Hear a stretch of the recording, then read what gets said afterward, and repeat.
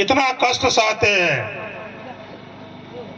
लेकिन सदगुरु कहते हैं 68 कोटि तीर्थ परिक्रमा और सार शब्द बिना मिटे न भरमा।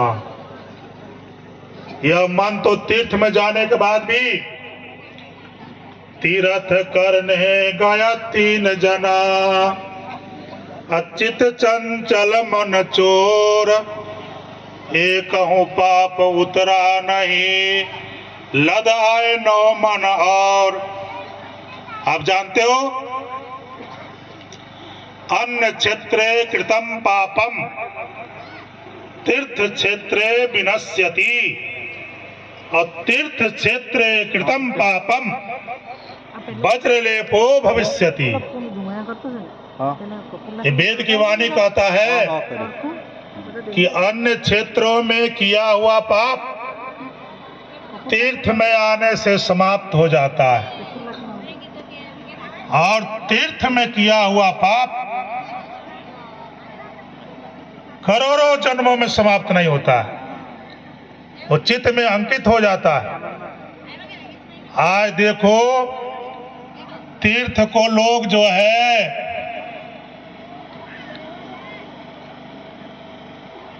टूरिस्ट प्लेस समझ लिया है, तीर्थ को पिकनिक स्थल समझ लिया है। सदगुरुदेव कहते हैं कि 5 तीर्थ है। तीर्थ संसार में बहुत है, लेकिन जब सदगुरु मिल जाते हैं तो सदगुरुदेव कहते हैं कि बाहर बाहर खोजते अंतर की सुदिनाए, बिनु सदगुरु पावो नहीं, भटक मरो जगमाए। जहां जहां भटक रहे, एक साधु था, साधु के पास एक लौकी का कमंडल था। एक लौकी होता है जो कड़वा लौकी होता है, उसको हिंदी में तितलौकी कहते हैं। कबीर साहब अपने बाणी में कहते हैं कि तितलौकी की बनी तुमरिया, सकल धाम फिर आई, और जगन्नाथ के दर्शन करके अजहुन गई करुआई। चारों धाम तुमरी के लेकर भ्रमण किया, लेकिन जब आश्रम पर आकर के तुमरी में पानी डालकर जो पीता है तो देखा पानी करुआ के करुआ ही है। बोले सभी धाम गंगा में भी डुबाया, यमुना में भी उस तुम्बा को डुबाया, सरजू में डुबाया, त्रिवेणी संगम में स्नान किया उसी तुम्बा से, लेकिन तुम्बा का जो करुआई है अभी तक दूर नहीं हुआ, अभी भी करुआ पानी लग रहा है। साहब कहते बस उसी ढंग से तेरा मन है। आपने सब जगह स्नान किया, गंगा स्नान किया, अभी महाकुंभ हो रहा है प्रयागराज में, उसमें करोड़ों लोग जाकर स्नान करेंगे। आपको मालूम है जब गंगा जी का अवतरण हुआ तो गंगा जो है भगवान से प्रार्थना किए, गंगा जी भगवान से प्रार्थना किए कि दुनिया भर के पापी लोग आके हमें स्नान करेगा, सबका पाप दूर होगा, लेकिन वो सारे पाप हमारे सिर के ऊपर आ जाएगा, तो हमारा पाप दूर कैसे होगा? ऐसा गंगा जी ने भगवान से प्रार्थना किया तो भगवान ने क्या जवाब दिया?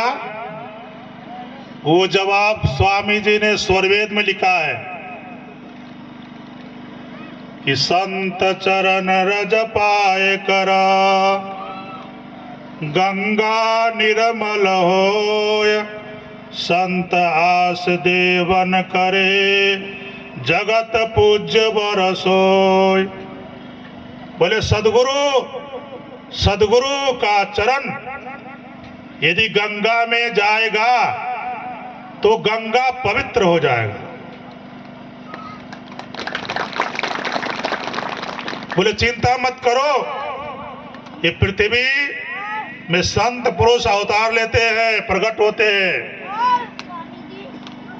वो संत के चरण तुम में आएगा तो तुम निर्मल हो जाओगे। ये भगवान ने वचन दिया। तो सदगुरुदेव कहते हैं कि बाहर तो तीर्थ है ही, लेकिन हमारे भीतर भी तीर्थ है। वो कौन सा तीर्थ है? बोले ब्रह्म विद्या विहंगम योग के अंदर उस तीर्थ में स्नान करने का भेद हम बताते हैं। वो कौन सा भेद है? वो सदगुरुदेव ने कहा है कि जिस भूमि पर मन को एकाग्र किया जाता है, योग का भूमि है, योग का भूमि। जिस योग का भूमि, देखो यहां पर भगवान शिव का भी मूर्ति है, 68 योगिन का भी मूर्ति है। मैंने देखा देवी देवताओं के सब मूर्ति लगा हुआ है। भगवान शिव जब पार्वती शरीर को त्याग कर दी, उसके बाद भगवान शिव बहुत व्याकुल हो गए। आपको मालूम है ना, शक्तिपीठ बना हुआ है। भगवान शिव क्या करते हैं? बट वृक्ष के नीचे बैठ जाते हैं पद्मासन लगाकर। तुलसीदास जी महाराज रामायण में लिखते हैं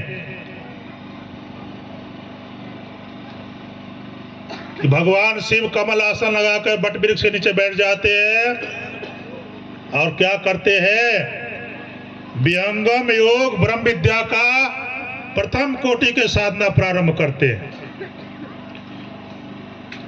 तुलसीदास जी कहते हैं रामायण में, मन थिर करी तब शंभु सुजाना, अलगे करण रघुनायक ध्याना। प्रथम तो मन को स्थिर किया, और मन जैसे स्थिर हो गया तो वहां पर इंद्रियां भी शांत हो जाता है, संकल्प विकल्प सब शांत हो जाता है, और मन जो है निर्मल हो जाता है। जब मन निर्मल होता है तब भगवान का ध्यान करता है, भगवान के ध्यान में लग जाता है। जब भगवान के ध्यान में लग जाता है तब क्या होता है?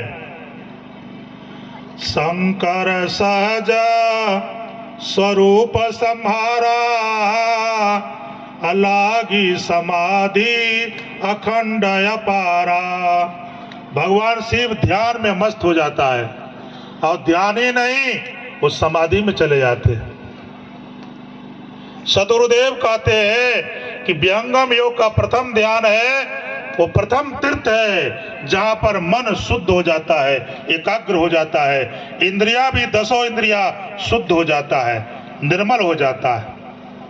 फिर दूसरा तीर्थ है हमारे शरीर में त्रिवेणी संगम, इंगला पिंगला सुषमन का जहां पर संधि है, वहां पर ध्यान करने से हमारा मन भी पावन हो जाता है, हमारा चित्त भी शुद्ध हो जाता है, हमारा बुद्धि भी विशुद्ध हो जाता है, और हमारा अहंकार भी समाप्त हो जाता है। उसके बाद आगे जो भूमि है वो चेतन भूमि है, जहां पर आत्मा भी पवित्र हो जाता है। करोड़ों जन्मों के आवागमन के संस्कार जो चित्त में है भस्म हो जाता है, तब आत्मा की सद्गति होता है, परमानंद परमात्मा को प्राप्त करता है। तो बंधुओं, जहां पर सदगुरु के चरण जाता है, जहां पर सदगुरु ऋषि महर्षि का तपोभूमि है, वही तीर्थ होता है। तो सदगुरुदेव ने उपदेश किया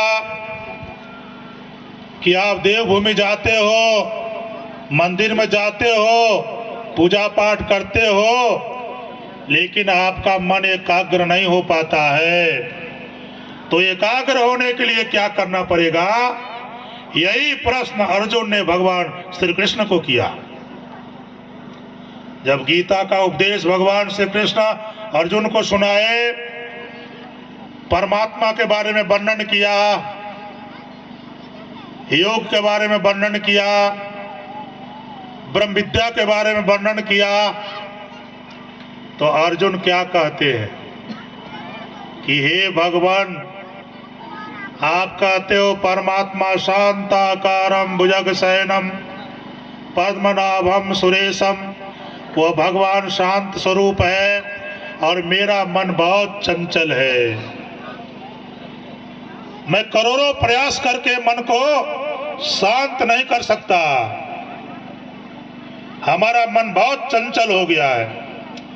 चंचलम ही मनः कृष्ण परमाथि बलभद्रम तस्याहम निग्रहम मन्ये वायु रिवस दुष्करम। ये बाबा जोरों को रोकना सहज है,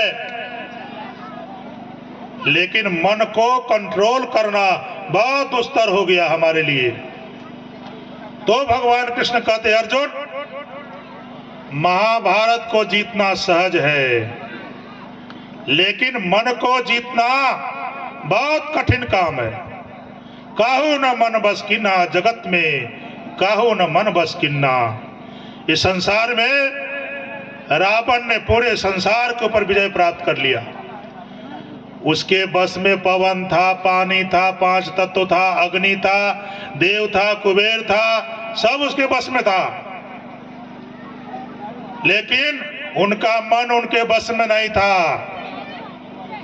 बोले हे अर्जुन, संसार को बस में करना सहज है, चक्रवर्ती सम्राट बनना सहज है, देवराज इंद्र बन जाना सहज है। उनका मन एकाग्र नहीं था, अहिल्या के यहां चला गया। बोले संसार में सबसे बड़ा उच्च पदाधिकारी है, लेकिन उसका मन एकाग्र नहीं है, उसने मन को नहीं जीता है। अरे मन को तो कोई योगी लोग जीतता है, और मन को बस में करने का विज्ञान सदगुरु के पास है, और राजा महाराजा के पास नहीं है। भागवत की कथा है, जो कथा सुने होंगे उसको पता होगा। राजा खटवांग थे, राजा खटवांग देवासुर संग्राम में देवता लोग राजा खटवांग को ले गए अपने तरफ से युद्ध करने के लिए। राजा खटवांग बहुत तेजस्वी था, बलवान था। उसने देवता की तरफ से असुर को हरा दिया, देवता को विजय प्राप्त हुआ। देव लोग प्रसन्न हो गए और हाथ उठाया कि हे राजा खटवांग, आप मांगो, तुमको क्या चाहिए। राजा खटवांग कहते हैं कि हे देवगण, मैं तो राजा हूं और चक्रवर्ती सम्राट हूं, मेरे पास सारे दुनिया का वैभव है, विलास है, सारे सुख मौजूद है। हमको इस भूलोक को कुछ भी नहीं चाहिए, हमको इस पृथ्वी का कोई भी सुख नहीं चाहिए, हमको तो ब्रह्मानंद चाहिए, परमात्मा का सुख चाहिए, हमको ईश्वर चाहिए, परमात्मा चाहिए। तो सब देवतागण जो आशीर्वाद देने के लिए हाथ ऊपर किए थे, सभी देवता के हाथ नीचे आ गया। बोले ये आशीर्वाद हम नहीं दे सकते,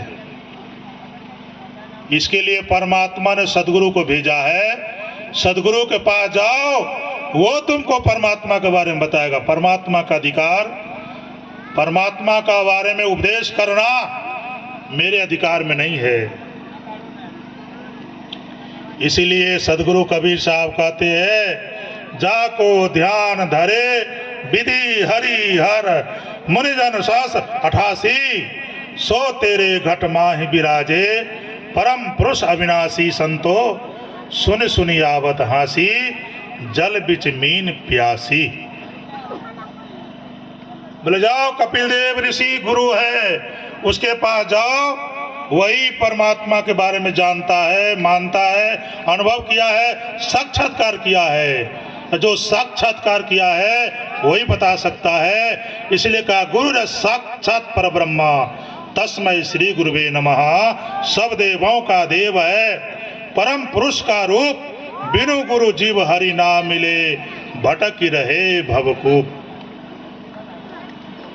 तुलसीदास जी महाराज रामायण में कहते हैं कि गुरु बिनु भव निधि तरे न कोई, ज्यों बिरंचि शंकर सम होई। बिना गुरु के भक्ति मुक्ति नहीं मिलता है। इसलिए भगवान राम का भी गुरु है। कुल गुरु थे वशिष्ठ और ब्रह्म विद्या के गुरु विश्वामित्र ऋषि हुए। भगवान कृष्ण के गुरु कुल गुरु संदीपनी ऋषि थे और ब्रह्म विद्या के गुरु दुर्वासा ऋषि हुए। अर्जुन के भी 2-3 गुरु थे।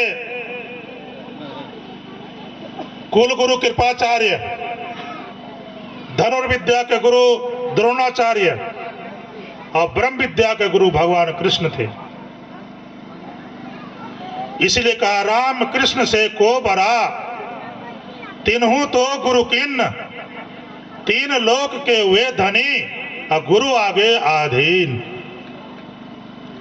3 लोक के धनी थे, लेकिन जब देखा गुरु जी आ रहे हैं तो राज सिंहासन से नीचे उतरकर साष्टांग दंडवत भगवान कृष्ण भी किए, भगवान राम भी किए, भगवान शिव भी किए हैं और 33 करोड़ देव भी किया है। इसलिए कहा सब देवों का देव है, परम पुरुष का रूप, बिनु गुरु जीव हरि ना मिले, भटक ही रहे भवकूप। इसलिए इस देवभूमि पर आज ब्रह्म विद्या विहंगम योग, जिसके लिए स्वयं अवतार लेना पड़ता है, सदगुरुदेव सेवा अवतरित होते। आदेश सच्चिदानंद काले, भक्ति मुक्ति तत्व कही, कृत कृत्यता पद हंस दिन्ना, परम पद निज घर रही। ये ब्रह्म विद्या जब लुप्त हो जाता है, गुप्त हो जाता है, तो फिर से प्रकट करने के लिए नित्य अनादि सदगुरु, जिसके लिए कहते गुरु रे साक्षात परब्रह्म, वो साक्षात परब्रह्म स्वरूप सदगुरु प्रकट होते हैं। और प्रकट होने के बाद ब्रह्म विद्या ऐसा शब्द उनके मुख से उच्चारण हुआ है। विहंगम योग और संत मत की स्थापना और सत्संग, ये सब चीज